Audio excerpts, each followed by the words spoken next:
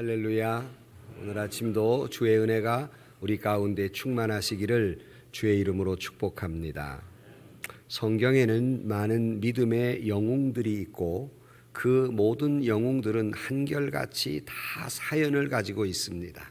이런 사연 저런 사연, 아브라함은 아브라함대로, 이삭은 이삭대로, 야곱은 야곱대로 다 사연이 있고, 지난주에 살펴본 야곱은 그야말로 파란만장한 드라마틱한 인생을 산 사람입니다. 그런데 모두 그런 사연이 있는 가운데에서 다 인간은 약점을 지니고 있고 부족한 면이 다 면면이 보이는 사람들입니다. 아무리 믿음의 영웅이라도 부족함은 있기 때문입니다. 이상하게도 유일하게 믿음의 영웅 가운데에서 전혀 초반의 삶도 중반기의 삶도 마지막까지 죽을 때까지 거의 그 부족한 면을 찾아볼 수 없는 그런 인물 하나가 있습니다. 그것이 오늘 소개하고자 하는 요셉이라고 하는 인물입니다.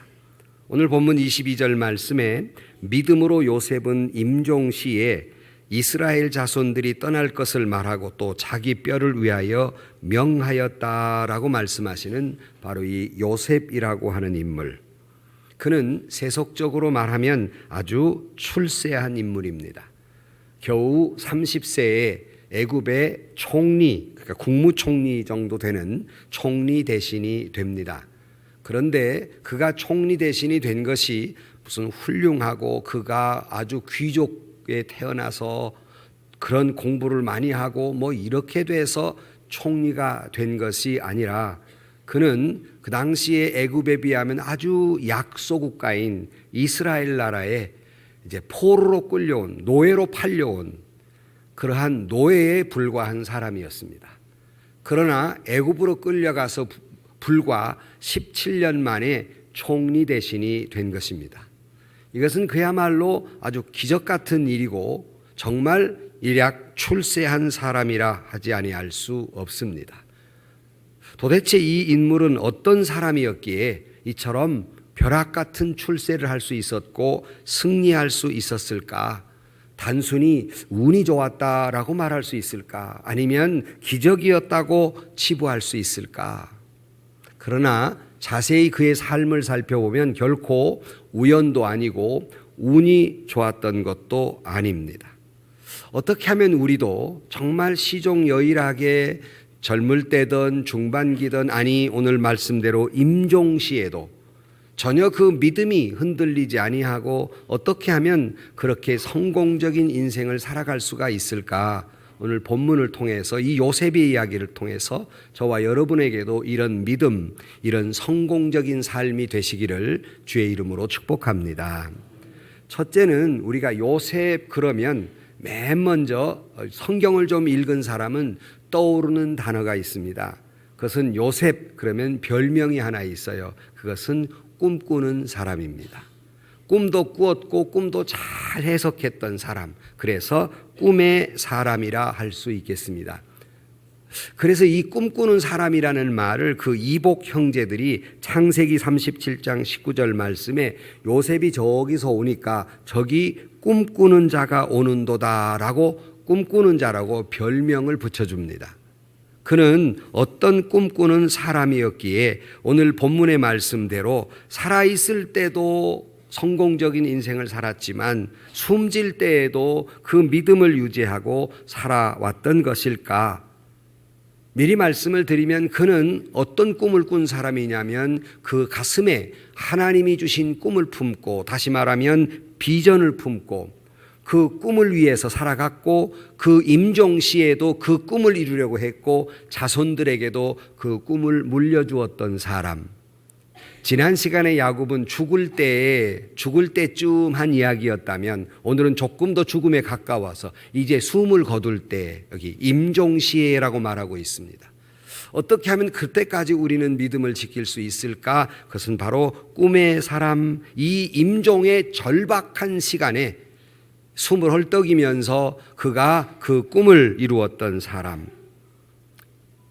일반적으로 그 요셉이라는 인물을 잠깐 소개하면 우리가 지난주에 소개했던 야곱의 11번째 아들입니다. 그런데 야곱이 참 사랑했어요. 야곱도 부모로부터 편애를 받았지만 그도 편애한 사람입니다. 야곱이 지독히도 사랑한 여인이 여러 부인을 두었지만 라헬이라고 하는 부인입니다. 얼마나 사랑했던지 라헬이라는 부인 하나를 얻기 위해서 7년을 노예같이 머슴으로 살았어요. 그래도 너무 그녀를 사랑한 나머지 하루같이 몇 날이 안 지난 것처럼 그렇게 기꺼이 삶을 살아서 라헬이라고 하는 아내를 얻게 됩니다. 지독히 사랑했지요. 그 사랑한 여인으로부터 얻은 아들 하나가 요셉입니다.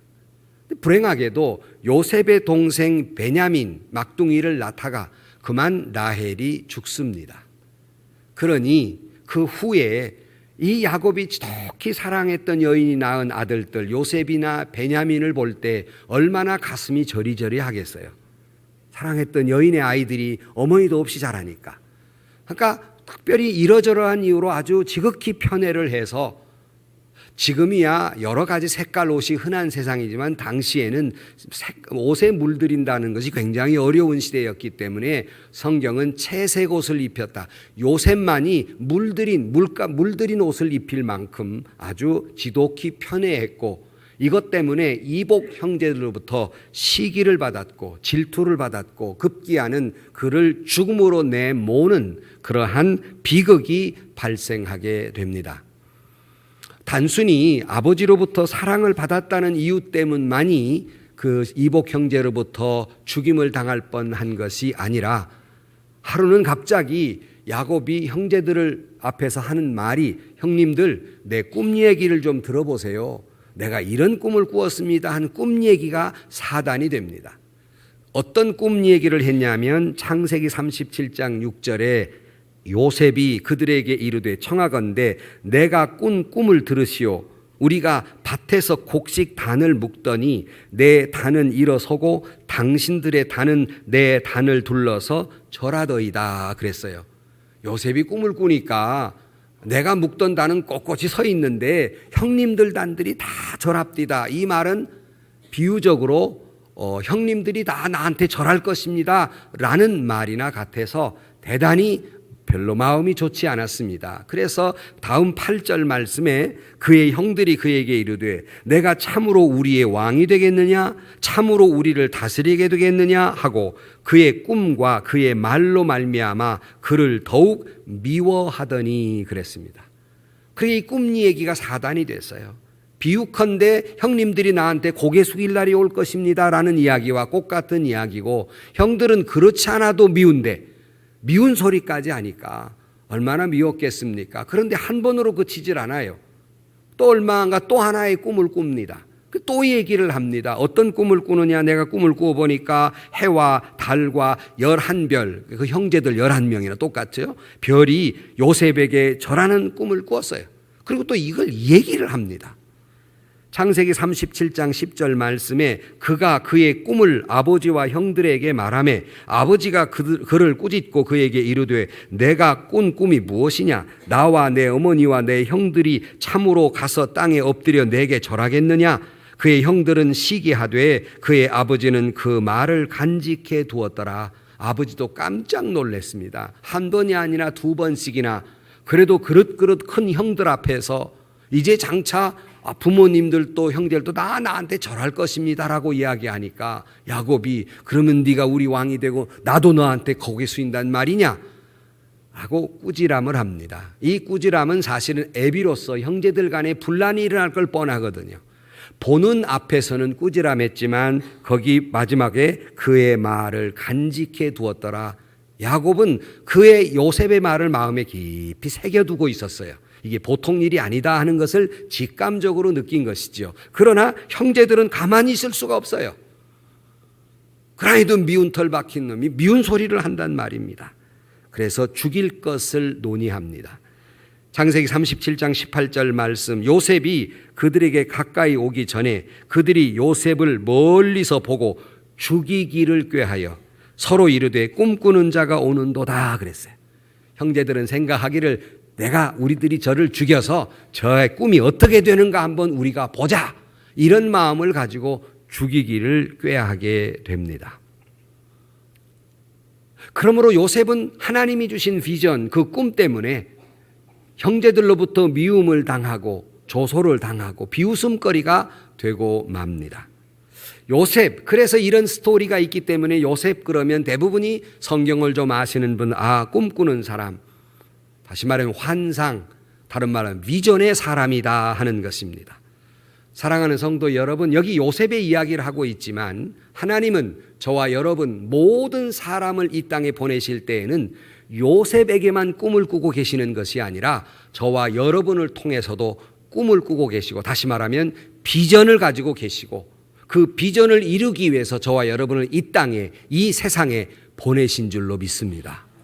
하나님이 공연히, 우연히 그냥 우리를 의미 없이 이 세상에 보내준 인간은 아무도 없습니다. 모든 인간은 하나님의 꿈을 이 땅에 이루시기 위해서 보내어진 사람들입니다.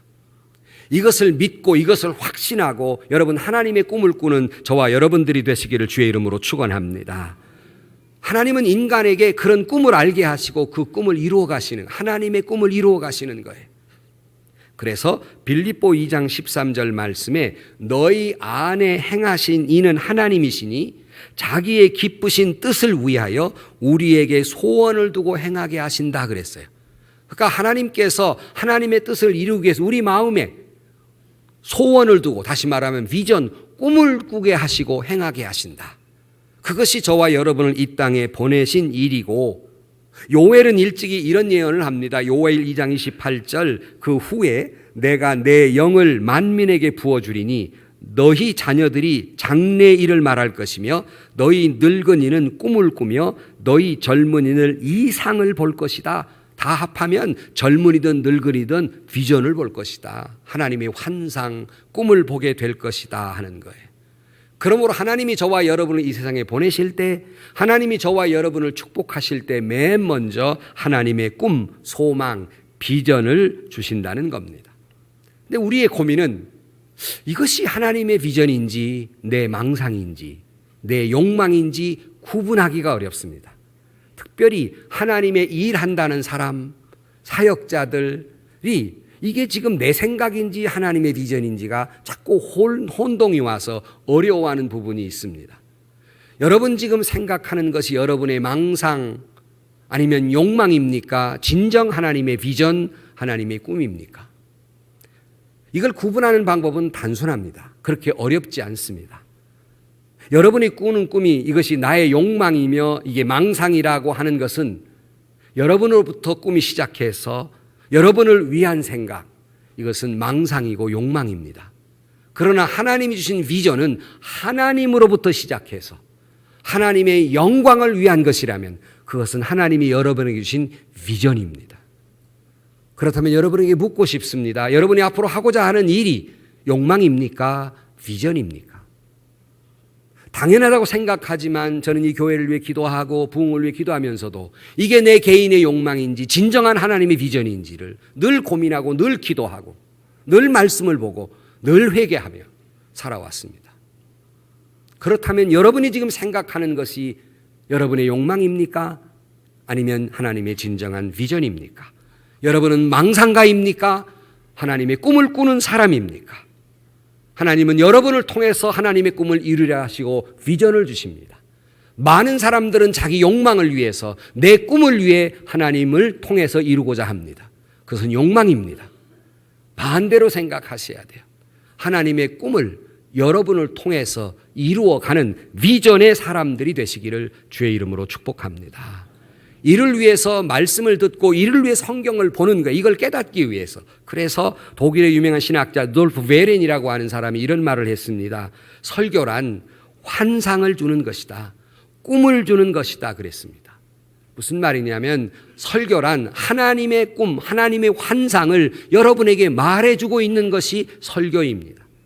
그러므로 여러분 하나님의 말씀을 보고 여러분의 하나님의 설교를 통해서 하나님이 여러분을 향한 꿈을 발견하고 비전을 발견하고 그 비전을 붙잡고 그 비전을 이루기 위해서 기도하고 행동하는 그런 꿈의 사람, 성도들이 되시기를 주의 이름으로 축원합니다. 저는 일찍이 바로 오래전에 우리 교회의 비전 2020 팀을 구성했습니다. 2020년대까지 꿈을 꾸자는 겁니다. 제3세대를 향해 가면서 젊은 교인들이 모여서 여기 그분들 중에 여러분이 여기 앉아 계시는데 2020 꿈을 꾸어보자. 제3세대를 향할 때 우리는 어떤 교회가 될 것인가를 꿈을 꾸어보자는 의미였습니다. 때로는 혹여 목사님 무슨 친위 부대를 만드는 거 아닌가 하고 오해하는 분들도 계셨습니다만은 저는 많은 젊은 집사들로 하여금 앞으로 우리 교회가 제3세대를 향해 갈 때 하나님이 우리 교회를 통해 이루고자 하는 꿈이 무엇인가를 기도하고 말씀 보고 서로 의논하고 쉐어링하고 나누고 격려해 가면서 그 꿈을 꾸라는 의미였습니다. 사랑하는 성도 여러분, 우리는 별로 심각하지 않은 일에 입에 거품 물고 이야기할 것이 아니라 우리는 흥분해 가면서 해야 할 일이 있습니다. 그것은 하나님이 우리 교회를 통해 뭘 하시리라 하는가. 모이면 그 생각, 모이면 그 기도, 모이면 그 노력을 해나가야 하는 것입니다. 오늘날 많은 교회들이 쓸데없는 일에 정력을 많이 낭비합니다. 하나님의 뜻은 온데간데 없어요. 자기 생각, 자기 자존심, 자기 비전에만, 자기 욕망에만, 자기 생각에만 매몰되어 있습니다. 우리 교회는 그런 교회가 돼서는 안 되겠습니다. 하나님이 우리 예은교회를 통해서 2020년 이후에 어떤 꿈을 꾸고 계시는가, 무엇을 우리를 통해 이루고자 원하시는가, 우리 모든 교우 여러분들은 기도하시고 서로 말씀을 나누고 서로 마음을 나누고 서로 협력하고 서로 노력해서 꿈을 꾸는, 하나님의 꿈을 꾸는, 하나님의 꿈을 이루어드리는 우리 예은교회 되기를 주의 이름으로 축원합니다. 하나님은 결코 꿈이 없는 교회, 비전이 없는 교회, 꿈이 없는 성도, 비전이 없는 성도를 사랑하지 않습니다. 그를 통해서 아무것도 이루지 않습니다. 꿈을 꾸는 사람, 꿈을 이루는 사람, 하나님의 꿈을 꾸는 사람, 하나님의 꿈을 이루는 사람, 하나님의 꿈을 이야기하는 사람, 이런 사람을 통해 하나님의 꿈은 이루어질 것입니다. 늘 말씀드린 대로 꿈 같은 이야기를 하는 사람이 꿈 같은 일을 해내는 것이지, 꿈도 꾸지 않는 사람은 아무것도 해낼 수 없는 겁니다. 남들이 우리가 꿈을 꾸는 것이 꿈 같은 이야기를 할지 몰라도, 아니 어떻게 되는가 보자 요셉의 형제들처럼 비웃을지 몰라도 하나님이 우리 교회를 통해 이루고자 하는 꿈을 꾸시고 그 꿈을 2020년 이후에 더욱 이루어드리는 예은교회 그리고 사랑하는 성도 여러분들이 되시기를 주의 이름으로 축원합니다. 그러면 하나님께서 우리 교회를 크게 쓰실 것이고 여러분들을 크게 쓰게 되실 것이고 하나님은 여러분에게 축복해 주실 것입니다. 세 번째로는 그러나 아무리 하나님의 꿈을 꾸는 사람이라고 하던들 아무리 하나님의 영광을 위해 살아간다고 해서 아무런 어려움이나 역경이나 괴로움이 없는 것은 아니라는 겁니다. 이 꿈을 이루어가는 과정은 많은 역경이 있을 것입니다. 많은 실망과 낙심과 절망과 고통이 따르는 것이에요. 그러나 요셉은 이 꿈을 이룬 과정이 수많은 어려움이 있었지만 하나님의 꿈을 품은 사람이기 때문에 그 많은 어려움을 극복하고 숨질 때 되도록 그 꿈을 이루어간 사람이 요셉입니다. 저와 여러분 우리 예은교회도 그와 같이 어떤 인생의 어려운 역경과 하나님의 꿈을 이루는 데 어려움이 있다 할지라도 주님이 내게 주신 꿈이 있기에 주님이 우리를 통해 이루고자 하는 꿈이 있기에 그 역경을 극복하고 하나님의 꿈을 이루어드리는 예은교회 그리고 성도 여러분들 되시기를 주의 이름으로 축원합니다. 예가 너무 많지만 요셉이 당한 여러 가지 어려움 가운데 첫째는 형들로부터 죽을 뻔한 거예요. 형들이 구덩이를 파고 죽이려고 했습니다. 맏형의 중재로 말미암아 죽이지는 말고 형제니까 그래도 그 파는 게 낫지 않냐. 그 생명 거두는 것보다는 차라리 애굽으로 팔아버리자 해서 상인들에게 애굽의 노예로 팔아버립니다.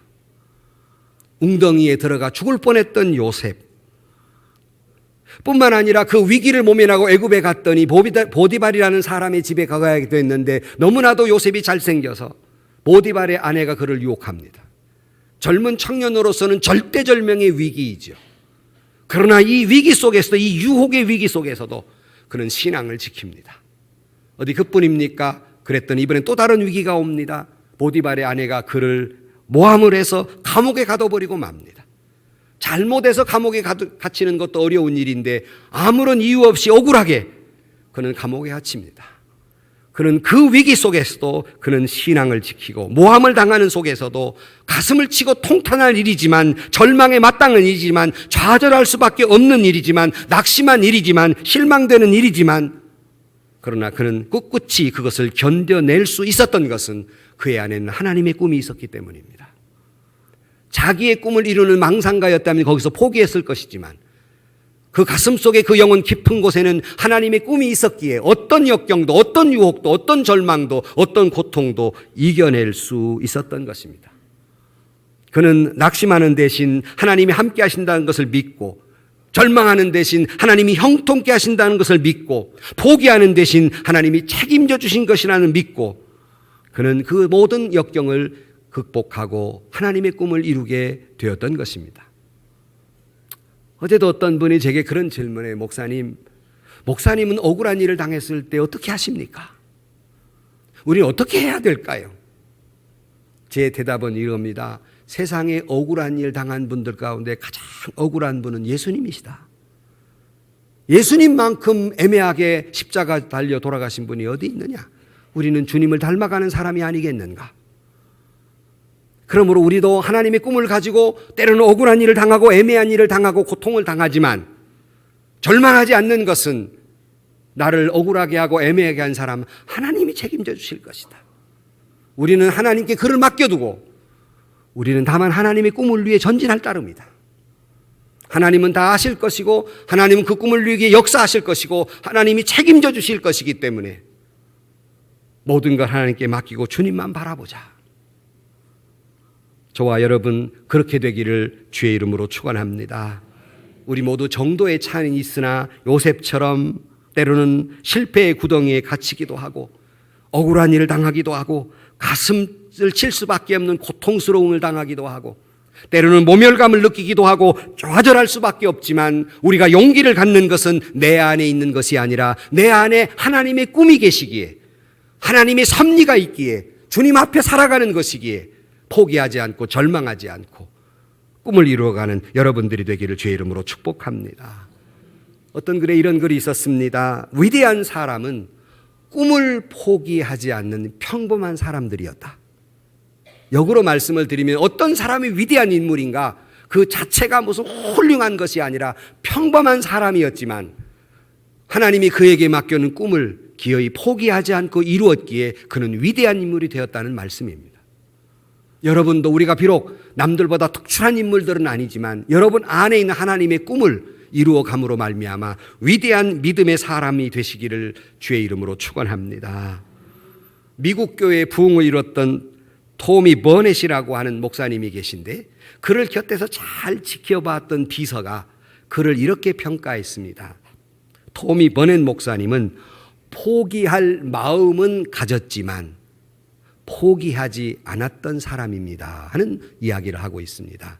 무슨 말입니까? 아무리 훌륭한 분이라도 절망스러울 때가 왜 없겠습니까? 포기하고 싶을 마음이 왜 없겠습니까? 근데 그는 포기할 충동은 느꼈다. 아픈 건 아픈 것이고 괴로운 건 괴로운 것이고 서운한 건 서운한 것이고 고통스러운 건 고통스러운 거지요. 당장 그만두고 싶은 마음 있었다. 그러나 포기하지는 않았다 하는 거예요. 우리 다 그렇잖아요. 아프지요. 괴롭지요. 놔버리고 싶고 내 생명 놔버리고 싶고 어딘가 달아나가 버리고 싶고 그렇지요. 그러나 그건 평범 이하의 사람이 되는 길입니다. 위대한 믿음의 사람은 놔버리고 싶을 때 충동은 있으나 놓지 않는 것. 포기하고 싶으나 그런 충동은 있으나 누구나 똑같은 인간의 성정을 가지고 있기 때문에 그래서 예수님도 이 잔을 내게서 지나가게 하옵소서 고통스럽고 괴롭고 두려운 거예요. 그러나 포기하지 않으셨던 것처럼 요셉도 그 절망의 순간 좌절에 마땅한 순간 그는 포기하지 않았기에 성공의 사람, 승리의 사람, 죽을 때 되도록 숨질 때 되도록 꿈을 이룬 사람이 되었던 것입니다. 우리 모두 이와 같이 당연히 절망해야 될 순간이지만 당연히 놓아버려야 할 순간이지만 당연히 낙심해야 될 순간이지만 내 안에 주님의 꿈이 있기에 항상 주님과 동행하는 길이 있기에 그 꿈을 놓지 않고 꿈을 이루어가는 모든 여러분들이 되기를 축복합니다. 특별히 항상 그러기에 요셉은 늘 그 꿈을 위해 산다는 말은 늘 하나님과 동행하며 살았다는 거예요. 온통 머릿속의 생각이 하나님의 꿈이었어요. 하나님의 비전이었어요. 그래 항상 하나님과 함께함으로 말미암아 한 번은 조금 전에 말씀드린 대로 보디발의 아내가 유혹을 할 때 그의 대답입니다. 내가 당신에게 죄를 지을 수 없네. 특별히 내가 하나님 앞에서 그 큰 죄를 지을 수 없노라. 보디발의 아내가 조용히 둘만 불러다가 유혹을 하는 거예요. 아무도 보는 사람이 없습니다. 그러나 그는 대답합니다. 내가 이 큰 죄를 지어서 하나님 앞에 죄를 지을 수 없다. 단둘이 있는 순간이지만 그는 하나님 앞에 살았어요. 이것이 꿈을 가진 사람, 하나님과 동행한 사람입니다. 무슨 일이라든지 그는 하나님의 뜻을 구하는 사람, 하나님의 섭리를 의지하는 사람이었기에 후에 창세기 50장 20절에 보면 이 요셉이 애굽에 가서 국무총리가 된단 말이에요. 총리 대신이 돼요. 그런데 그 동생을 죽이려 했던 형들이 살았던 가나안 땅에 기근이 들었습니다. 먹을 것이 없어요. 야곱이 애굽에 가서 좀 먹을 것 좀 얻어오라 그랬습니다. 갔더니 총리 저 높은 자리에 앉아 있습니다. 꿈에도 자기 동생이란 생각을 하지 못하죠. 나중에 알고 보니 자기 동생이에요. 형들이 두려워 떨었습니다. 왜? 죽이려다가 노예로 팔아버렸기 때문에 이제 우리는 다 죽었다 했을 때 요셉은 복수했습니까? 복수하지 않았습니다. 그의 말은 이렇습니다. 형들이 나를 통해 나쁜 마음을 가지고 나를 죽이려 해서 애굽에 파셨지만 하나님은 그것을 도리어 선으로 바꾸어 주셨습니다. 내가 애굽으로 팔려간 것은 형들이 나를 미워해서만 팔린 것이 아니라 나를 먼저 하나님께서 애굽으로 보내셔서 형님들이 기근 당할 때 먹을 것을 주실 수 있도록 하나님의 섭리 중에 나를 애굽으로 보내셨던 것입니다. 형들이여 두려워하지 마세요. 형님들을 살리기 하나님이 나를 보내주신 것뿐입니다. 어떻게 이렇게 용서할 수 있고 이렇게 자비를 베풀 수 있을까? 하나님의 꿈을 꾸는 사람이었기 때문이에요. 모든 걸 하나님께 맡겼던 사람이기 때문이에요. 그렇지 못하면 어떻게 돼요? 세계에서 대한민국 사람이 제일 무섭다고. 왜냐? 너 죽고 나 살자 그러면 덜 무섭겠는데. 뭐라고 해요? 너 죽고 나 죽자 그러니까 제일 무서운 거예요. 요셉은 그러지 않았어요. 이렇게 된 건 다 하나님의 뜻이 계신 것입니다. 이것이 하나님의 꿈을 품은 사람의 삶이에요. 그래서 용서할 수 있고 사랑할 수 있고 절망 속에서 견뎌낼 수 있어요. 신앙적인 역경, 어떤 삶의 고난도 하나님의 섭리가 있는 걸 알기에, 하나님의 뜻이 있는 걸 알기에, 하나님의 깊으신 의미가 있는 것을 알기에 그는 견뎌낼 수 있는 것처럼 성도 여러분, 우리도 살다 보면 절망의 구렁텅이에 빠질 때도 있고 질병의 고통에 있을 때도 있고 때로는 자식 때문에 괴로울 수도 있고 자기 자신의 삶 때문에 사업의 문제로 여러 가지 어려운 일들이 닥칩니다. 좋은 일에만 하나님의 뜻이 있는 것이 아니라 나의 절망의 구렁텅이 속에서도 하나님의 뜻을 이루어가는 과정을 믿는 사람은 절망하지 않습니다. 포기하지 않습니다. 하나님이 하실 것이기 때문입니다. 아멘. 하나님이 섭리하실 것이기 때문입니다. 아멘. 하나님이 역사하실 것이기 때문입니다. 아멘. 절망하지 않아요. 역경을 극복해냅니다. 뒤로 물러서지 않습니다. 내 계획대로 되지 않는다고 포기하지 않습니다. 내 계획대로 되지 않지만 하나님의 계획은 반드시 이루어질 것이기 때문입니다. 예수님은 이렇게 말씀하십니다. 누가복음 9장 62절 말씀, 예수께서 이르시되 손에 쟁기를 잡고 뒤를 돌아보는 자는 하나님의 나라에 합당하지 아니하다. 우리는 결코 뒤를 돌아보지 않습니다. 절망의 일이 연속되는 순간이라 할지라도 하나님의 꿈을 기어이 이뤄드리는, 어떤 고통이 있어도 좌절하지 아니하고 낙심하지 아니하고 하나님의 꿈을 이루어드리는 사명의 사람, 꿈의 사람들이 되시기를 주의 이름으로 축원합니다. 또 세 번째로 결국 그 꿈은 숨질 때 되도록 죽는 순간에도 하나님의 꿈을 꾼 사람입니다. 참 부럽습니다. 우리가 두려운 건 뭐예요? 혹시라도 내가 정신이 없어서 죽는 순간 헛소리하고 죽을까 봐. 그렇잖아요. 믿음 버리고 죽을까 봐 얼마나 두렵습니까? 늘 나이 많은 어른들한테 늘 가서 늘 말씀드릴 때 설교도는 이런 말을 해요. 집사님, 권사님, 다른 거 다 잊어버리고 권사님 이름을 잊어버린다 할지라도 이제 100세가 되면 자기가 누군지도 모르고 내가 누구요 그런다고요. 그런다 할지라도 하나만은 잊지 마시오. 뭐? 예수님만은 잊지 마십시오. 내가 죽는 순간에도 주님만은 잊지 마십시오. 이게 숨질 때 되도록 하나님의 꿈을 향해 가는 사람의 마지막 모습이에요. 정말 부러운 모습입니다. 오늘 22절을 다시 읽어드리면 믿음으로 요셉은 임종시에 이스라엘 자손들이 떠날 것을 말하고 또 자기 뼈를 위하여 명하였다. 옛날 번역에는 자기 해골을 가지고 명하였다 이렇게 되어 있습니다. 한 줄로서는 이 의미를 잘 모르지만 이 배경에 되는 말씀은 창세기 50장 24절의 이야기를 이렇게 한 줄로 줄여놓은 거예요. 거기에는 이렇게 되어 있습니다. 요셉이 그의 형제들에게 이르되 나는 죽을 것이나 하나님이 당신들을 돌보시고 당신들을 이 땅에서 인도해내사 아브라함과 이삭과 야곱에게 맹세하신 땅에 이르게 하시리라 하고 요셉이 또 이스라엘 자손에게 맹세시켜 이르기를 하나님이 반드시 당신들을 돌보시리니 당신들은 여기서 내 해골을 메고 올라가겠다 하라 하였더라. 이 말이 아까 22절 말씀의 말을 이렇게 축약해 놓은 것입니다. 요셉은 자손들에게 그리고 형제들에게 세 가지를 당부를 하지요. 그것은 하나는 반드시 애굽을 떠날 것이요, 그것이 이 땅의 복이 아니라 나그네 길에 불과하기 때문에 이 땅을 떠날 때 세 번째로 반드시 내 해골을 가지고 떠나다오 하는 부탁의 말입니다. 요셉은 자기의 죽음, 해골의 모습을 통해서 우리에게 자손들에게도 설교하고 있고 우리에게도 설교하고 있는 겁니다. 무엇보다 일견 처음 느끼는 것, 여러분이 만약에 이스라엘 자손인데 출애굽을 하면서 요셉의 해골을 들고 갔어요. 해골을 보고 있는 느낌은 무엇이었을까 하는 거예요. 여러 가지 의미가 있겠으나 첫째는 여러분, 혹시라도 여러분 부모님이나 또 사랑하는 이의 무덤을 가서 뭘 느낍니까? 모든 인간은 죽는다 하는 거예요. 요셉 정말 불세출의 인물이지요. 높은 자리에 올랐고 지혜로웠고 지식을 얻었고 부유한 삶을 살았고 훌륭한 인격자였지만 그도 죽는다는 사실입니다. 오늘 또 내가 예언을 안 할 수가 없습니다. 오늘 또 예언을 안 할 수가 없어요. 무슨 예언? 죽는다. 요셉도 그렇게 불세출의 인물이었지만 17년 만에 한 나라의 최고의 나라의 국무총리가 된 인물이지만 그도 해골이에요. 돈을 많이 얻었지만 그도 해골이에요. 이걸 느끼는 사람과 이걸 느끼지 못하는 사람은 삶의 질이 다릅니다. 천년 만년 사는 것이 아니올시다. 이스라엘 백성들의 애굽의 해골을 가지고 가면서 많은 걸 느꼈을 것입니다. 그 중에 또 하나, 단순히 죽음만을 느낀 것이 아니라 요셉을 통해서 하나님이 요셉을 통해 주신 꿈, 해골이 돼서도 이루어진다는 사실입니다. 믿으면 아멘. 죽어버렸어요. 해골이 됐어요. 그러나 하나님의 꿈은 이루어져 가고 있는 거예요.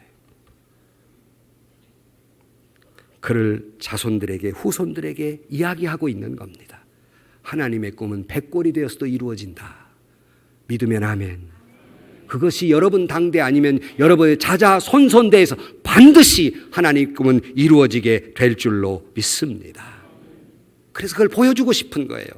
이스라엘 자손들아, 내 해골을 보고 하나님이 나에게 주었던 꿈, 아브라함과 이삭과 야곱에 준 꿈, 반드시 내가 해골이 돼도 이루어지고 있는 것이 아니냐. 그러므로 너희는 이 꿈을 꾸고 살라는 말씀입니다. 사실 그것은 대단히 어려운 이야기였습니다. 가나안 땅으로 가라는 말은 참 어려운 이야기가 뭐냐면 당시 애굽은 오늘의 미국처럼 세계 제1등 국가였습니다. 살기 좋은 곳이었어요. 고센 땅은 너무나 좋은 땅이었습니다. 떠나라는 거예요. 물론 나중에 노예가 됐지만은 떠나기 어려운 곳입니다. 그러나 너는 여기 잠깐 머무르는 나그네 길에 불과하고 반드시 가나안 땅에 가야 한다. 이것이 하나님이 너희를 향한 꿈이다라고 말씀했고 자손들에게 그 꿈을 물려줬던 요셉, 여러분 그렇게 하실 수 있겠습니까? 하나님이 여러분에게 준 꿈, 여러분의 자녀들에게 숨을 헐떡여 가면서도 임종시에 말할 수 있는 그 꿈을 이루어주는 저와 여러분들이 되시기를 주의 이름으로 축원합니다. 뿐만 아니라 요셉은 아마 또 다른 꿈을 꾸었을 거예요. 이스라엘 백성들, 살아있는 이스라엘 백성들에게 가나안 땅은 지리적인 가나안 땅이었지만 요셉의 입장에 영적인 가나안은 하나님의 나라입니다. 우리가 꾸어야 할 꿈, 이 땅의 꿈만이 아니라 우리 모두는 최종적인 꿈, 여러분 천국을 꿈꾸며 사시기를 주의 이름으로 축복합니다. 우리는 하늘에 속한 사람입니다. 하늘을 바라보고 사는 사람입니다. 하늘을 꿈꾸며 사는 사람입니다. 이 세상을 만족하게 여기가 좋사오니 애굽 땅이 만족해 사는 사람이 아니고 이 세상은 나그네 길이 올시다. 여러분 모두 우리가 꿈을 꾸되 하나님의 나라 천국의 꿈을 꾸는 저와 여러분들이 되시기를 주의 이름으로 축원합니다. 결론으로 말씀을 드립니다. 성경에 나오는 모든 인물은 꿈의 사람들이었고 그 하나님의 꿈을 이룬 사람들입니다. 서양 속담에 이런 말이 있습니다. 새의 눈을 가진 민족은 흥하고 벌레의 눈을 가진 민족은 망한다 그랬습니다. 벌레는 불과 몇 센치 앞밖에는 볼 줄 모릅니다. 꿈이 없어요. 먼 미래를 볼 줄을 몰라요. 벌레의 눈을 가진 민족은 반드시 망할 것이지만 새의 눈을 가진 그런 민족은 천국을 높은 데 올라가서 먼 미래를 보고 희망을 보고 하나님이 주신 꿈을 꾸는 사람은 반드시 흥한다는 말씀입니다. 저는 우리의 은교회가 앞으로 2020 이후에 창공을 나르는 독수리 같은 교회가 될 것인가, 눈앞에 작은 이익 때문에 벌레 같은 교회가 될 것인가, 이것은 오늘 우리가 어떤 꿈을 꾸는 꾸냐에 달려 있습니다. 요셉이 가슴 가득히 하나님의 꿈을 꾸고 그 하나님의 꿈을 위해서, 승리를 위해서 평생을 살았던 것처럼 오늘 우리는 가슴 부풀게 꿈을 꾸어야 할 시기입니다. 제3세대에 우리는 어떤 교회가 될 것인가, 하나님이 우리 교회를 통해 뭘 이루어 갈 것인가를 꿈을 꾸는 예은교회 교우 여러분들이 되기를 주의 이름으로 축원합니다. 그런데 우리는 꿈만 꾸면 됩니다. 왜냐하면 이루어 주시는 이는 누구예요? 하나님이십니다.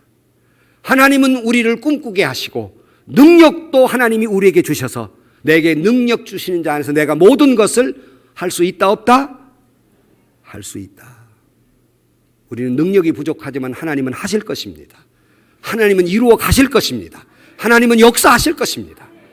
우리는 하나님의 꿈을 품느냐에 있다는 말씀입니다. 이것을 통해서 우리는 기도해야 되고, 이걸 통해 우리는 말씀을 보아야 되고, 이것을 통해서 우리는 열심히 하나님 나라를 위해서 충성, 헌신, 봉사해야 할 것입니다.